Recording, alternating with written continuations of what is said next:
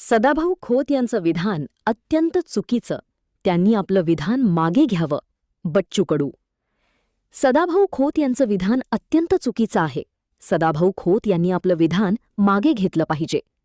आंदोलनं ही या देशाचा आत्मा राहिली आहेत. आंदोलनातून आपल्या देशाला स्वातंत्र्य मिळालं आहे. विद्यार्थ्यांनी आंदोलन करताना राजीनामा मागण्यासोबत व्यवस्था कशी सुधारता येईल यावर देखील विचार करावा, असे मत आमदार बच्चू कडू यांनी व्यक्त केले. पाहूया ते काय म्हणतात. यांनी वक्तव्य केले, दहशतवादी म्हटलेले, याबद्दल तुमचं मत? मला वाटतं मी त्याचं समर्थन करणार नाही. आंदोलक हा दहशतवादी किंवा त्याला आतंकवादी म्हणणं, देशातली तरुणाई तिथं होती आणि त्यांना अशा पद्धतीनं आपण बोलणं हे काही फार चांगलं नाही आहे.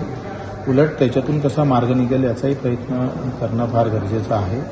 मी याचंही समर्थन करत नाही का राजीनाम्यापेक्षा ती व्यवस्था मजबूत झाली पाहिजे. अशा पद्धतीनं समोर जर आंदोलक आले तर ते फार चांगलं होईल आणि कायमस्वरूपी तोडगा निघेल.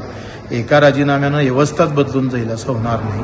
त्याच्यामुळं अपेक्षा आहे का आंदोलकांनी या सिस्टीममध्ये अधिक काय काय असतं, त्याला न्यायालयीन दर्जा देता येता येईल का, ते सगळ्या केंद्र अधिक मिलिटरीच्या हाती देता येईल का. कारण तरुणांच्या समोर फक्त आता रोजगार आणि तोही सरकारी रोजगार एवढाच शिल्लक राहिलेला आहे आणि तो पर्याय फार तेवढाच एक पर्याय असल्यामुळं ते निष्ठेनं आणि तितक्याच प्रामाणिकपणे ह्या परीक्षा होणं गरजेचे आहे.